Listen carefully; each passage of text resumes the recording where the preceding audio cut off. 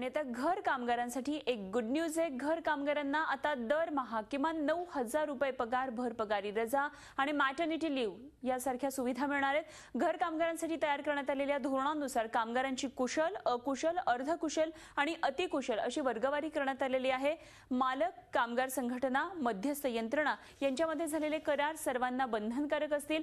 घरगुती कामगारांना दरवर्षी 15 दिवसांची भरपगारी रजा आणि महिलांना प्रसूतीसाठी रजा द्यावी लागणार आहे। मोलकरणींना प्रसूतीनंतर रजा देण्याऐवजी कामावरून काढून टाकण्याचा पर्याय मालक अवलंबतात। मात्र नव्या धोरणानुसार आता महिलांना प्रसूतीसाठी रजा द्यावी लागणार आहे।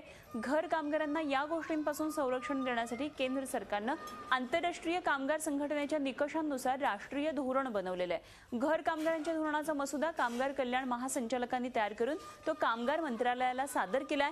लवकरच त्याबाबतचा प्रस्ताव केंद्रीय मंत्रिमंडळापुढे ठेवण्यात येणार आहे। तर नव्या धोरणानुसार घर कामगारांना कोणते हक्क मिळतील तेही आपण पाहूया ग्राफिक्सच्या माध्यमातून। शिक्षण पूर्ण करण्याचा हक्क असणार आहे। आता घर कामगारांना आपल्या कामामुळे अनेकांना शिक्षण पूर्ण करता येत नाही, म्हणून शिक्षण पूर्ण करता येईल। तक्रार निवारणासाठी यंत्रणा उभी करण्यात येईल। संघटना स्थापन करण्याचा त्यांना हक्क असणार आहे। नव्या धोरणानुसार घर कामगारांना त्यांचे हक्क मिळणार आहेत। मागण्यांसाठी बोलणी करणं शक्य होणार आहे।